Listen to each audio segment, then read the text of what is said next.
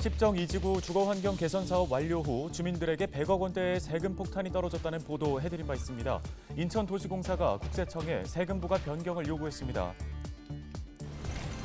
인천에서 지난 5년간 119 구급대 재이송 건수가 700건이 넘는 것으로 나타났습니다. 병상과 전문의 부족 때문입니다.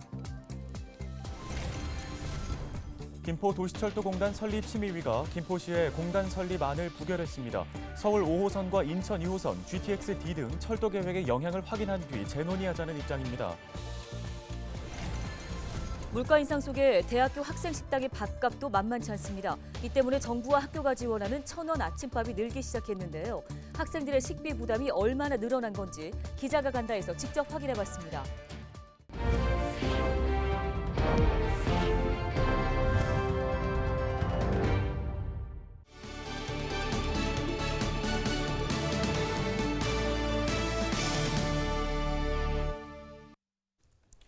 시청자 여러분 안녕하십니까? 헬로티비 뉴스입니다. 첫 소식입니다. 인천에서 지난 5년간 119 구급대 재이송 건수가 700건이 넘는 것으로 나타났습니다.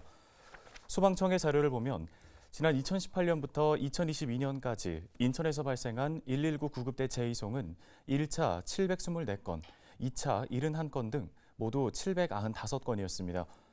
재이송 원인으로는 병상 부족이 202건으로 가장 많았습니다. 병상 부족은 응급실이 146건, 입원실이 35건, 중환자실이 18건이었습니다. 이 외에도 전문의 부재가 198건으로 나타났고 환자 보호자의 변심은 29건, 의료장비 고장은 17건 순으로 파악됐습니다. 인천의 한 아파트에서 입주민들에게 100억 원대의 세금 폭탄이 떨어져 논란이 되고 있다는 소식을 전해드린 바 있는데요. 인천도시공사가 정산 과정을 바로잡아 세금 문제를 해결하겠다는 뜻을 전했습니다. 해당 문제는 인천도시공사와 원주민들이 십정 2구역 주거환경 개선 사업 완료 후 정산 과정에서 발생했습니다. 당시 도시공사는 원주민에게 지급한 이주비 대출이자 지원금과 사업성 개선비 500억 원을 기타 소득으로 분류해 22%인 110억 원의 세금이 발생했는데요.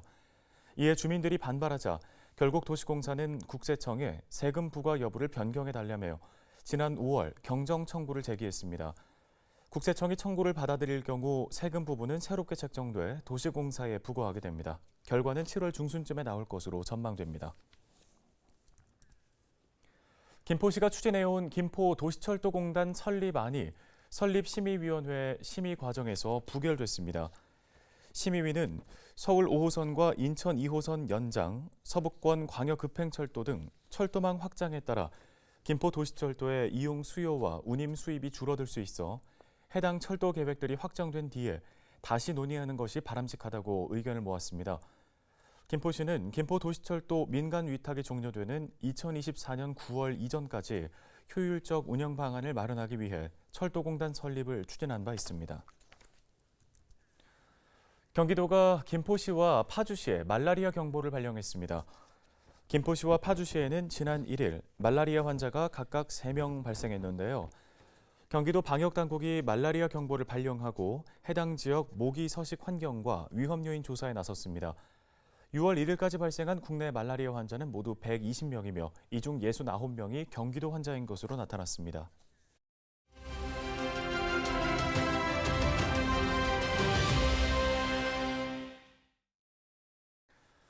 전세 사기 피해 지원을 위한 특별법이 6월부터 시행됐습니다. 하지만 피해자들은 여전히 특별법만으로는 실효성을 높일 수가 없다며 후속 대책이 빠르게 마련돼야 한다고 목소리를 높이고 있습니다. 네, 관련 내용을 황용 부동산 전문 변호사와 함께 짚어보겠습니다. 변호사님, 전세 사기, 전세 보증 사고 소식이 연일 쏟아지고 있습니다. 최근에 전세 보증 사고 유형과 현황은 어떻게 됩니까? 전세 사기 사건은 다양한 유형들이 있는데 대표적 유형 세 가지를 정리하면 다음과 같습니다. 첫 번째로 깡통 전세를 설정하거나 전세 계약 체결 후에 변제 자력이 없는 자에게 건물을 매도하는 방식 등으로 고의적으로 보증금을 미반환하는 사례가 있습니다. 두 번째로 건물의 소유자 아닌 사람이 실제 소유자로 행세하는 등 권리관계를 허위로 고지해서 계약하는 사례가 있습니다. 마지막으로 임차인의 대항력이 전입신고 다음날 발생한 점을 악용해서 그 전에 선순위 근저당권을 설정해서 전세권자의 우선 변제권을 침해하는 사례가 있습니다. 현황과 관련해서는 지난달 국회 기획재정위원회 소속 양경숙 의원이 허그로부터 받은 전세보증금 반환 사고 현황에 따르면 올해 1분기 보증사고 금액은 약 7,900억 원으로 분기 기준 역대 최대를 기록했다고 확인되고 있습니다. 특히 다가구 주택 보증사고 규모는 2020년과 2021년까지도 각각 50억 원대였는데 역전세난과 전세 사기 피해가 본격화된 작년에는 6,600억 원으로 급증했었고 올해 1분기에는 벌써 작년 전체의 58%에 달하는 보증사고가 난 것으로 확인되고 있습니다. 네, 지역의 사례를 좀 살펴보면 보증금 반환 소송을 제기해서 승소를 했는데 집주인이 구속이 됐다고 합니다. 이렇게 되면 보증금을 받을 길이 전혀 없게 되는 건가요? 네, 보증금 반환 청구 소송을 제기하셔서 승소하셨다면은 집주인의 구속 여부와는 무관하게 판결문을 가지고 강제 집행 절차에 진행하실 수 있습니다. 다만 이제 집주인이 이미 구속되어 있는 상황이라면은 집주인이 채무 초과 상태일 가능성이 높습니다. 이러한 경우 집에도 담보가 설정된 경우가 많아서 전세 보증금을 회수하는 데 어려움이 있을 수 있습니다. 현행법상 임차인의 대항력은 전입신고 다음 날 발생하게 됩니다. 임차인의 대항력이 발생하기 이전에 가등기가 설정되고 이후 이제 가등기권자가 본등기를 신청하는 경우에는 가등기권자는 순위 보존적 효력에 의해 가지고 전세계약 체결 이전에 소유권을 취득한 것으로 봅니다. 이 경우 전세권자는 더 이상 대항력을 주장할 수 없어서 집을 비워줘야 되고 경매가 진행되는 경우라도 우선 변제권을 주장할 수 없게 됩니다. 가등기가 설정되는 경우에 따로 세입자에게 연락이 가지 않기 때문에 가등기는 이제 다만 이제 부동산 등기부에 기입될 수 있습니다. 부동산 등기부를 이제 전세 계약 설정 이후 전후로 반드시 확인하시는 것이 필요하실 것 같습니다. 예, 이런 경우도 있습니다. 임대인이 사망을 했기 때문에 내용 증명이 효력이 없다면서 주택도시보증공사로부터 보증금 반환을 거부를 당하는 사건인데요. 이에 대해서는 어떤 견해십니까? 네, 그 허그에서는 임대인이 사망한 경우 임대인의 상속인에게도 임대차 계약 해지 내용 증명을 발송하도록 하고 있습니다. 이 경우 임차인들이 상속인의 존부라든가 주소지를 몰라서 고생하시는 경우가 많으신데요. 이를 확인하는 방법으로 행정복지센터에 상속인 초본 열람을 하시거나 소송을 통해서 상속인을 찾아보는 방법이 있습니다.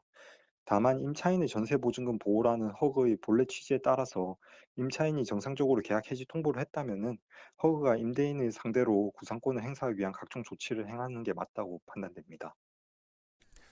네, 이달부터 전세 사기 특별법이 시행됩니다. 향후 전세 사기로부터 임차인과 임차인들의 전재 산일지도 모를 이 보증금을 지킬 수가 있을지 보완이 필요한 부분은 없는지 궁금한데요.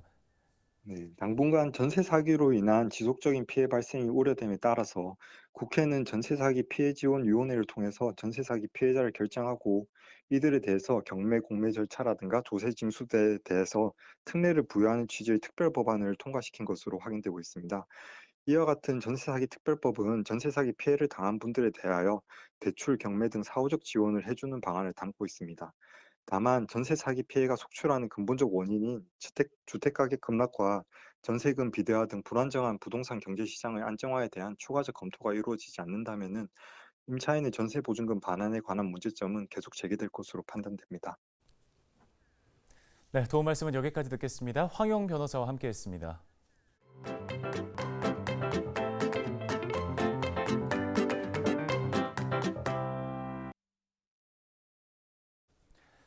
요즘에 외식 물가 오르는 속도가 심상치가 않죠. 직장인들은 물론이고 주머니 사정이 팍팍한 대학생들 그야말로 허리띠를 졸라매고 있습니다. 네, 하지만 줄이고 줄여봐도 밥 한 끼 먹는 게 녹록지가 않은데요. 대학가 밥상 물가, 이정아 기자가 밀착 취재했습니다. 21살 대학생 안채영 씨가 학교 앞 식당을 찾았습니다. 파스타와 리조또, 양식 메뉴 가격선은 8,000원에서 최대 10,000원입니다. 가장 저렴한 파스타의 경우 작년 7,000원에서 1년 새 1,000원이 올랐습니다. 밥값이 좀 많이 오르긴 해가지고 사실 용돈 받는 걸로도 교통비랑 밥값으로 거의 다 나가긴 해요. 그럼 보통 점심시간에 지출하는 비용은 어느 정도? 최소 6,000원에서 최대 10,000원 정도 쓰는 것 같아요. 안채영 씨의 하루 식비는 2만 원. 지난달에는 한 달 밥값으로 32만 원을 썼습니다. 2년 전 지출 내역과 비교해보니 2배 넘게 늘었습니다. 많이 늘어난 것 같아요. 제가 용돈을 받으면서도 알바해서 쓰고도 있는데 그렇게 받는데도 불구하고 통장에 금방 잔고가 나가더라고요. 구체적으로 나가는 게 커진 것 같아요.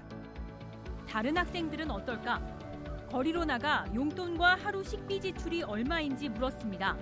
식비로 하루 10,000원에서 2만 원을 지출한다는 응답이 가장 많았습니다. 한 달로 치면 최소 30만 원에서 최대 60만 원인 셈입니다. 용돈은 30만 원에서 100만 원까지 다양하게 응답한 것을 감안할 때 용돈의 절반 이상을 밥값으로 쓰거나 용돈만 갖고는 밥값 충당이 안 되는 겁니다. 불과 2년만으로도 충분히 많이 올랐다고 느껴져가지고 부담스럽게 느껴지긴 해요. 식비로 부담하는 정도가 얼마 정도예요? 네, 저는 한 80% 식비라고도 봐도 될 것 같아요. 80% 정도를 식비로 쓰는 것 같습니다. 네, 많이 부담이 됩니다. 좀 어떻게 그러면은 좀 해결을 하는 편이에요? 그냥 아껴가지고 학생들의 얇은 지갑 사정을 달래주는 건 학생 식당입니다. 이른바 1,000원의 아침밥. 지금 시간이 오전 8시 20분 정도인데요. 저는 되게 오랜만에 보는 이 대학교 학생 식당의 풍경인데 1,000원으로 아침밥을 해결할 수 있다는 장점에 이렇게 매일 아침마다 많은 학생들이 학생 식당을 찾습니다. 하얀 밥과 양배추쌈, 제육볶음까지 학생들이 좋아하는 반찬으로 한 상이 차려졌습니다. 저도 식권을 구매하고 학생들과 같이 아침밥을 먹어봤습니다. 1,000원에 먹을 수 있는 가장 큰 장점? 좋은 점? 이게 좀 좋은 거 같아요. 일단 가격이 교통비도 많이 들고 식사비도 요즘에 10,000원대여가지고 되게 비싼데 1,000원으로 든든하게 아침을 먹을 수 있다는 게 장점인 것 같아요. 이 학교 1,000원의 아침밥은 2년 전 처음 도입됐습니다. 한 끼 3,000원인 식사를 정부와 학교가 각각 1,000원씩, 나머지 1,000원은 학생이 부담하게 한 겁니다. 반찬이 4가지가 나오는 건데 이걸 1,000원으로 먹을 수 있는 식당이 사실은 교외에는 찾을 수가 없기 때문에 상당히 매력적입니다. 예. 고공행진 물가 속 대학생들의 하루 끼니를 살펴봤습니다. 대학가에 가면 무조건 싸다는 말도 옛말이 됐습니다. 학생들이 마음 놓고 밥을 먹을 수 있는 일상을 위해 1,000원의 아침밥을 잇는 또 다른 정책적 지원이 필요한 시점입니다. 기자가 간다 이정합니다.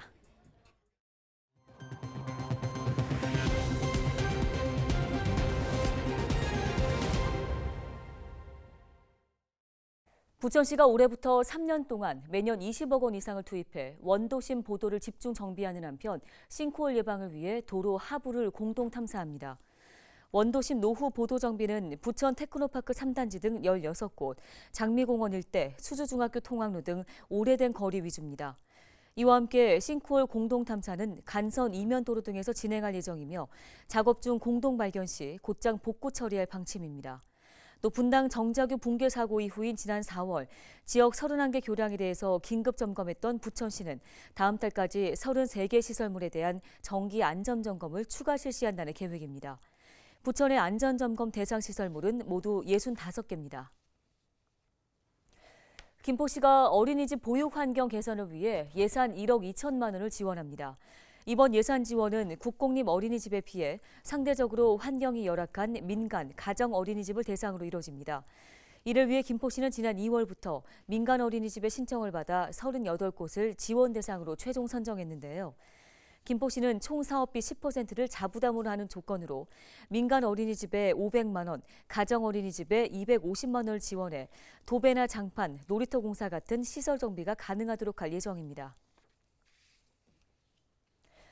부평구가 1일 연간 5건 이상의 교통사고가 발생한 교통사고 다발 지점에 보행자 안전설비를 설치하기로 했습니다. 최근 3년 동안 교통사고 발생 빈도가 높았던 곳은 벽돌막 사거리가 42건으로 가장 많았고 동수역 사거리 27건, 부평여고 입구 18건, 송내나들목 입출구 11건 등입니다.